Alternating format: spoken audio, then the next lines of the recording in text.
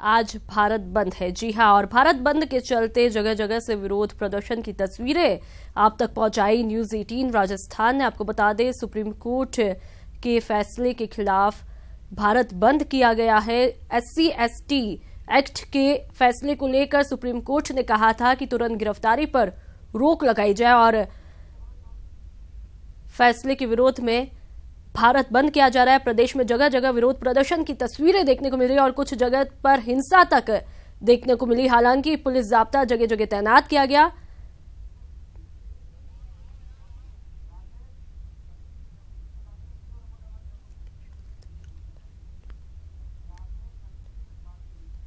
और इस पर ज्यादा जानकारी के लिए संवाददाता राकेश, सतवीर और बालकृष्ण हमारे साथ पिंक सिटी जयपुर से जुड़ चुके हैं। राकेश, सबसे पहले आपका रुख करना चाहूंगी, फिलहाल आप जयपुर में अभी कहां पर मौजूद है और वहां पर क्या कुछ तस्वीरें देखने को मिल रही है विरोध प्रदर्शन की?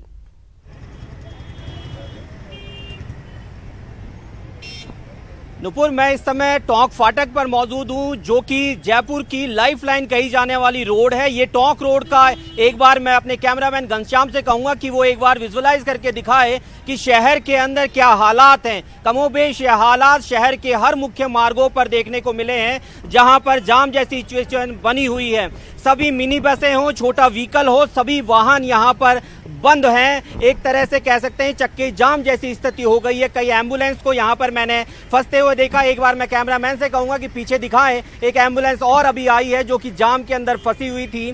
साहब, कब से जाम लग रहा है? आप लोग पैदल पैदल वॉक कर रहे हैं?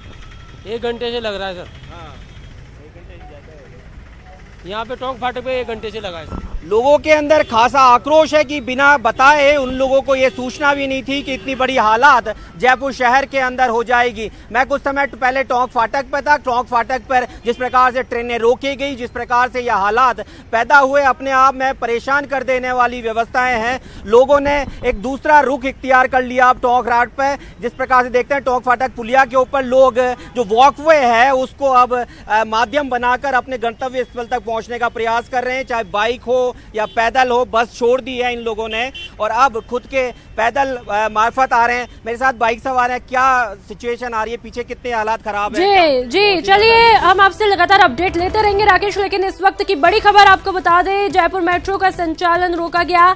11 से 1 बजे तक नहीं चलेंगी 2 घंटे मेट्रो। भारत बंद के आह्वान का असर देखने को मिला। JMRC प्रशासन ने फैसला लिया। तोड़फोड़ की घटना के चलते ये फैसला लिया गया। बड़ी खबर इस वक्त की, जयपुर मेट्रो का संचालन रोक दिया गया। 11 से 1 बजे तक का समय रखा गया। 2 घंटे तक मेट्रो नहीं चलेगी। मेट्रो के पहिए थमे 2 घंटे तक। भारत बंद के आह्वान का असर देखने को मिला। JMRC प्रशासन ने फैसला लिया। तोड़फोड़ की घटना के चलते फैसला लिया गया। अहम खबर इस वक्त की, जयपुर मेट्रो का संचालन रुका। और इस पर ज्यादा जानकारी के लिए संवाददाता दीपक व्यास हमारे साथ फोनलाइन पर जुड़ चुके हैं। जी दीपक, जानना चाहेंगे 11 से 1 बजे तक 2 घंटे मेट्रो नहीं चलेंगी, फिलहाल क्या कुछ इसका असर देखने को मिलेगा? देखिए नुपुर, निश्चित तौर पर इसका असर देखने को मिलेगा, क्योंकि जयपुर में करीब 9 किलोमीटर के जो इलाका है उसके अंदर मेट्रो का ही जो पूरा मेट्रो जो ट्रेन है वो कवर करती है उस इलाके को। लिहाजा उसका जब संचालन 2 घंटे के लिए रोका गया तो उसका असर निश्चित तौर पर पड़ेगा। जयपुर मेट्रो रेल कॉर्पोरेशन प्रशासन ने इसलिए फैसला किया क्योंकि भारत बंद का आह्वान का असर जयपुर में भी देखने को मिल रहा है और इस दौरान कई जगह पर तोड़फोड़ की तस्वीरें भी लगातार सामने आ रही है। ऐसे में जो बंद समर्थक है वो मेट्रो को कोई नुकसान ना पहुंचाए या फिर उसको लेकर कोई तोड़फोड़ जैसी स्थिति ना पैदा हो, लिहाजा जयपुर मेट्रो रेल प्रशासन ने ये फैसला किया है। और अब से कुछ ही देर पहले ये फैसला किया गया है कि दोपहर 11 बजे से लेकर 1 बजे तक का मेट्रो का संचालन नहीं किया जाएगा और यदि उसमें जरूरत पड़ी तो उसके बाद फिर इस समय सीमा को आगे भी बढ़ाया जा सकता है, लेकिन फिलहाल 2 घंटे बंद का फैसला किया गया है। जी दीपक, तमाम जानकारी के लिए बहुत बहुत शुक्रिया। और इसी बीच संवाददाता सतवीर भी हमारे साथ लगातार बने हुए। सतवीर, जानना चाहेंगे फिलहाल आप गुलाबी नगरी में कहां पर मौजूद है, वहां पर विरोध की क्या कुछ तस्वीरें देखने को मिल रही है?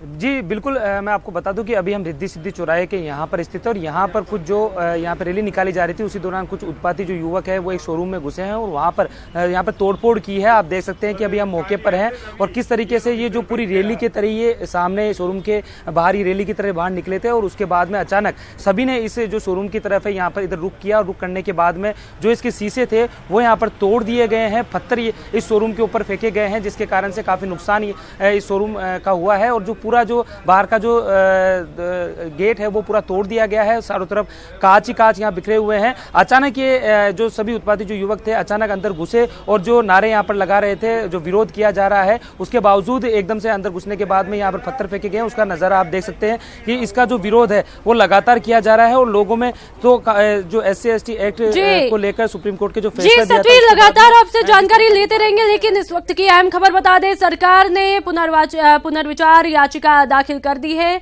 सुप्रीम कोर्ट के फैसले से नाराज है दलित संगठन और इसको लेकर के अब सरकार ने पुनर्विचार याचिका दाखिल कर दी है। अहम खबर इस वक्त की, सरकार ने दाखिल की पुनर्विचार याचिका और सुप्रीम कोर्ट के फैसले से नाराज है दलित संगठन, जिसके चलते आज जगह जगह विरोध प्रदर्शन की तस्वीरें देखने को मिल रही है। भारत बंद किया गया और अब सरकार ने पुनर्विचार याचिका दाखिल की है।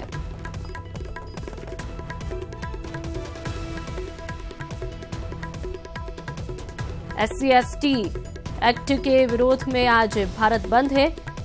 SC/ST एक्ट के सुप्रीम कोर्ट के फैसले को लेकर विरोध किया गया, जिसके चलते भारत बंद है और जगह जगह प्रदर्शन की तस्वीरें देखने को मिल रही है।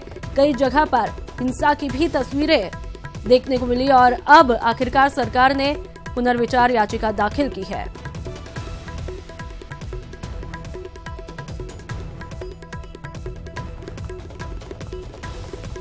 और इस पर ज्यादा जानकारी के लिए संवाददाता सुशील पांडे दिल्ली से फोनलाइन पर जुड़ चुके हैं। सुशील, सरकार ने पुनर्विचार याचिका दाखिल कर दी, फिलहाल क्या कुछ अपडेट मिल रही है? देखिए, इस मामले में सरकार चारों तरफ से घिरी हुई थी, चौतरफा घिरी हुई थी। एक तरफ विपक्ष उस पर दबाव बनाए हुआ था, दूसरा उन्हीं के सूबे के मंत्री लगातार इस पूरे मामले पर ये कह रहे थे कि वो इस पूरे मामले को लेकर पुनर्विचार याचिका दाखिल करे और वजह यही है कि जिसकी वजह से सुप्रीम कोर्ट के फैसले के बाद देश भर में विरोध प्रदर्शन शुरू हो गया। अब फिलहाल सुप्रीम कोर्ट में केंद्र सरकार ने पुनर्विचार याचिका दाखिल कर दी है। अपनी याचिका में सरकार ने साफ तौर से ये कहा है कि सुप्रीम कोर्ट अपने उस फैसले पे विचार करे जिस फैसले में SC/ST एक्ट के प्रावधानों में कुछ बदलाव किया है। सुप्रीम कोर्ट में केंद्र सरकार ने अपनी याचिका में साफ तौर से ये कहा है कि जिस तरह सुप्रीम कोर्ट का फैसला है, उस फैसले से एक्ट का जो SC/ST एक्ट बनाया गया था, उस एक्ट में कहीं ना कहीं उस उद्देश्य में कमी आएगी। लोगों में कानून पर से जो लोगों का भरोसा है वो उठ जाएगा। नीचे तबके के जो लोग हैं उनको ज्यादा प्रताड़ित किया जाएगा। लिहाजा सुप्रीम कोर्ट उस याचिका पर, उस फैसले पर दोबारा विचार करे। अब देखना यह है कि केंद्र सरकार के इस दलील का सुप्रीम कोर्ट पर कितना असर पड़ता है। क्या सुप्रीम कोर्ट उस फैसले को एग्जामिन करने के लिए तैयार होता है या नहीं होता है। लेकिन फिलहाल बड़ी खबर यही है कि केंद्र सरकार ने सुप्रीम कोर्ट का दरवाजा खटखटा दिया है SC/ST एक्ट के फैसले को लेकर। जी, सरकार ने पुनर्विचार याचिका दाखिल कर दी है, सुप्रीम कोर्ट का दरवाजा खटखटाया। आप क्या लगता है इसका कहीं ना कहीं अब क्या पॉजिटिव इम्पैक्ट देखने को मिलेगा? सुशील, देखिए, पॉजिटिव इम्पैक्ट साफ तौर से यही है कि जहां एक तरफ विपक्ष 9 by the VPC government, which we were also supporting. From 56 till 89, Congress party was always in power except 2 years of Morarji Bhai government. Why did not Congress choose to give Bharat Ratna? Who opposed the political narratives of Ambedkar is too well known.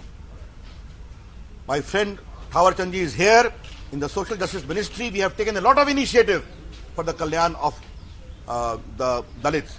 And we wish to emphatically state that the provision of reservation for scheduled caste and scheduled tribe is firm, will remain firm. And the Narendra Modi government has no idea at all of tampering with it, which the Congress party is seeking to campaign in the most vicious manner. I know the Dalits are happy with the Narendra Modi government, the tribals, the backwards, the poor, the deprived, because they know that Narendra Modi government is working for them.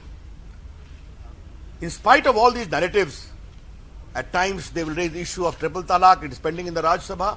Now they are seeking to campaign this unfounded narrative. I thought we need to clarify. And lastly, our commitment to the cause of Dalit empowerment is so pronounced that it was our government which ensured that a very respectable political leader who was also a Dalit becomes the President of India. That is our commitment, and this commitment will remain unflinching. Thank you. आपने रेवी petition file कर दी, उसके बाद भी देश भर में हिंसा की वारदातें। आपको बता दें कि SC/ST एक्ट के फैसले पर, सुप्रीम कोर्ट के फैसले पर, के विरोध के फैसले पर भारत बंद है। जगह जगह पर प्रदर्शन किया जा रहा है, लेकिन अब सरकार ने पुनर्विचार याचिका सुप्रीम कोर्ट में दाखिल कर दी है। ज्ञान में लेने के बाद उस पर विचार विमर्श किया और आज से लगभग 8 दिन पहले रिव्यू पिटीशन का निर्णय ले लिया था और इसकी जानकारी मैंने आप लोगों के माध्यम से, अनेक चैनल के माध्यम से देशवासियों को उपलब्ध कराने का काम किया था।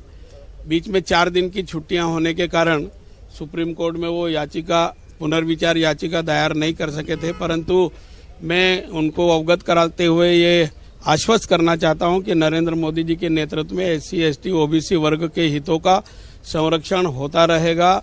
भारत के संविधान के प्रावधान के अनुसार जो कानून कायदे बने हैं उस पर अमल कराने का दायित्व भारत सरकार का है, वो करती रहेगी। अटल जी की सरकार के टाइम पे भी हमने इनके हितों का संरक्षण किया था, नरेंद्र मोदी जी की सरकार में भी किया है।